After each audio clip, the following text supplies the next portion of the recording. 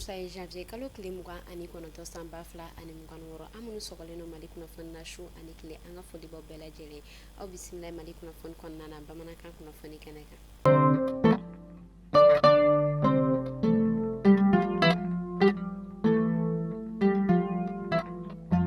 Kunnafoni daminɛna état-major général des armées ale bɔla ka kunnafoniya jɛnsɛ kunu araba janvier kalo tile 28 san 2026 kɔnɔna na a yirala k'a fɔ fɛn min ye an ka kɛlɛkɛcɛw ka vecteur aérien u ka wulikajɔ kɛla sababu ye k'a to an ka kɛlɛkɛcɛw olu bɔla ka tigɛda kɛ binganni wale tigilama dɔw kan kunu sɔgɔmada yan fan fɛ Kulukoro ale kɔrɔ yan fan fɛ wa yira k'a fɔ o den kelen fɛnɛ kɔnɔna na u bɔla tuguni ka tigɛda kɛ binganni wale tigilama dɔw kan n'u olu yɛrɛ kɔni kun bɛ moto la n'u olu yɛrɛ kɔni kun bɛ taa maa 30 ani kɔ ɲɔgɔn kɔ la ni olu yɛrɛ kɔni kun bɛ jafara bɛ ale tile biyan fan fɛ a yirala k'a fɔ an ka kɛlɛkɛcɛw ka wulikajɔ in kɛla sababu ye k'a to u bɔla ka binganni wale tigilama 15 ani kɔ ɲɔgɔn kɔ ko olu de bɔnɛ u ni na ka tila ka u bololafɛnw ko olu bɛɛ lajɛlen tiɲɛ.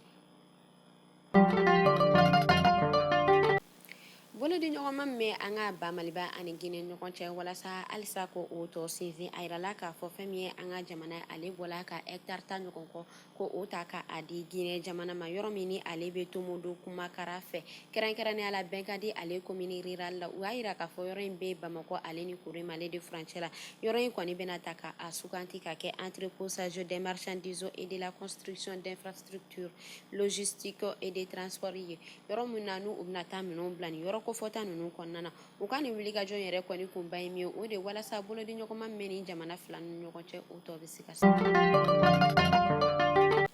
ka sanga ni an ka kɛlɛkɛcɛw olu ka kunnafoniya kɔnɔna ye kɛrɛnkɛrɛnnenya la AES ale kɛlɛkɛcɛw tarata don janvier kalo tile 27 san 2026 kɔnɔna na général Dawuda Tarawele ni ale sugantila ka kɛ AES kɛlɛkɛcɛw ka ɲɛmaa ale bɔla ka a kunda an ka ministre de la défense et des anciens combattants ale kan général de corps d'armée Sajo Kamara ka taa walasa a ka baaraw bɛna taa bolo minnu kan ka taa olu yɛrɛ kɔni ɲɛɲini fɛ fɔ ka taa se o yɛrɛ kɔni ka ladilikanw ma ani fɛn min yɛrɛ kɔni ye chef d'état-major a bɔla ka i kunda ni maa fila ninnu yɛrɛ kɔni kan a bɔla ka taa fɛn min u ka baaraw ta ka bolo ka taa o ɲɛɲini ninnu fɛ fɔ ka taa se u ka ladilikanw ma kɛnɛ kan a bɔla ka foli bila kɛ ka ɲɛsin ni ma ko fɔta ninnu ma ka sanga ni a sugantilen ka kɛ AES kɛlɛkɛcɛw olu ka ɲɛmaa ye a y'a yira k'a fɔ ladilikan minnu dil'a ma a yɛrɛ kɔni bɛna taa a ka baara kɛ olu cogoya ninnu kan.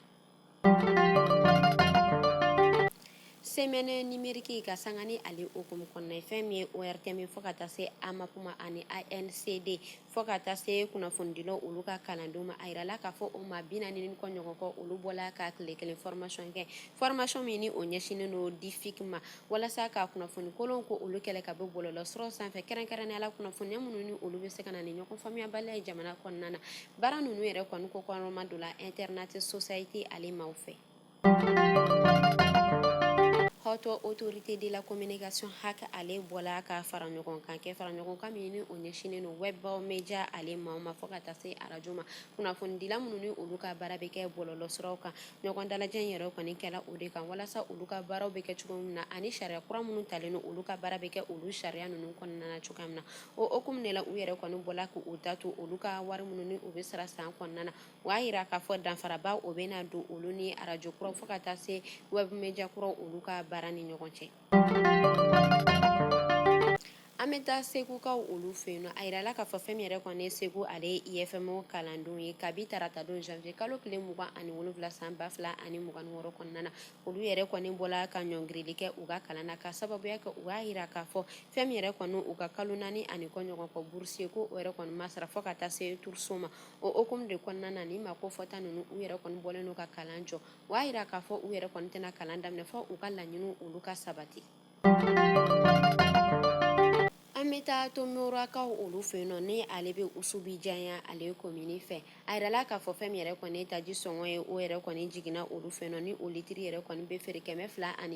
ɲɔgɔn kɔ la o hukumu de la kabi tɛnɛn don janvier kalo tile 26 san 2026 kɔnɔna na fɛn min yɛrɛ kɔni ye Tomora ale autorité olu bɔla ka wuli ka jɔ sigi sen kan ka taji ko o yɛrɛ kɔni litiri ko ka a feere 240 na walasa fɛn min yɛrɛ kɔni u ka marabolo maaw ye olu bɛ se ka taji sɔrɔ nɔgɔya kɔnɔna na o y'a yira k'a fɔ e maa ma ni i yɛrɛ kɔni minɛna k'a sɔrɔ i bɛ ka taji feere sɔngɔ la sɔngɔ min tɛ nin sɔngɔ ye ko ɲangili ko o bɛ ta ka a da i kan.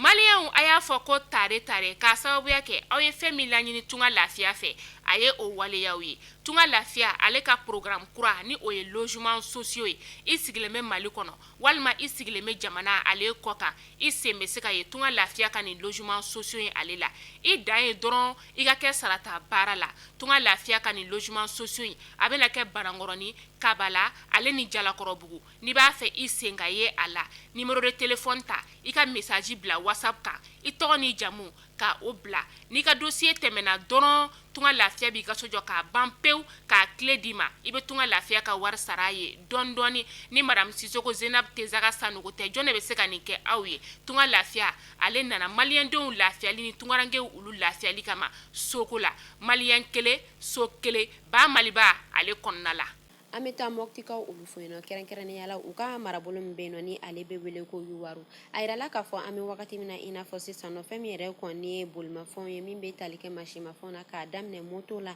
ani fɛn min yɛrɛ kɔni ye kurun ye ani a ɲɔgɔnna caman olu yɛrɛ kɔni boli jɔlen don Yuwaru ale marabolo kɔnɔna na fɛn min u ka activité caman ye ɲangori kɛlen don o la an bɛ wagati min na i n'a fɔ sisan nɔ k'a sababuya kɛ ni bolimafɛn ninnu olu yɛrɛ kɔni tala ka se ka boli ka sababuya kɛ tajiko gɛlɛya o b'a yira k'a fɔ fɛn min yɛrɛ kɔni ye bingani wale tigilamaw ye olu de kɔni bɔlen don ka wuli ka jɔ sigi sen kan u ka marabolo kɔnɔna na walasa taji o kana se ka don min bɛ ka kɛ sababu ye k'a to u ka baara caman o yɛrɛ kɔni jɔlen don an bɛ wagati min na i n'a fɔ sisan nɔ.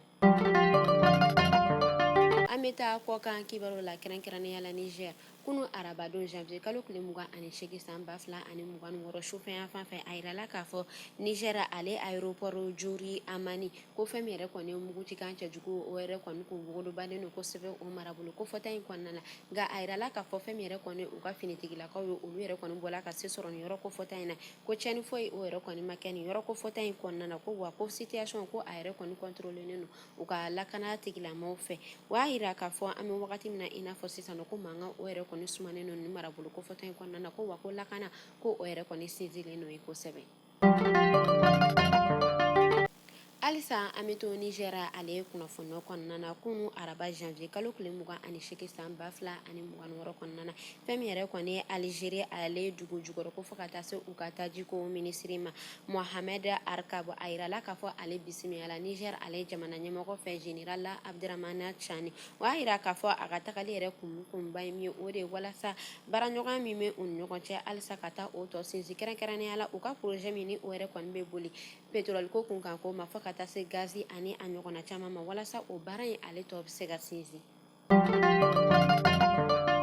Kunnafoni kuncɛla an bɛ taa Congo a yirala k'a fɔ Patrice Lumumba ni ale tun ye Congo premier ministre kɔrɔ ye ale den min bɛ yen nɔ ni a bɛ wele ko Roland Gilbert Okito Lumumba a yirala k'a fɔ kunu araba janvier kalo tile 28 san 2026 kɔnɔna na daba masa o ka wele sela ale ma Kinshasakaw olu fɛ yen nɔ k'a si sanga ko o to san 67 ɲɔgɔn kɔ la an bɛ ala deli badanema ala k'a di ani banbatɔ bɛɛ lajɛlen ma ka anw yɛrɛ ɲɛ kan an ta don kɔnɔ ni ne tun bɛ dansigi kɛ bi kunnafoni na an ka foli bɛ an lamɛnbaga jɛkulu bɛɛ lajɛlen Mali kɔnɔ fɔ Mali kɔ kan aw k'an bɛɛ sini ni ala man ka jɔn a jɔn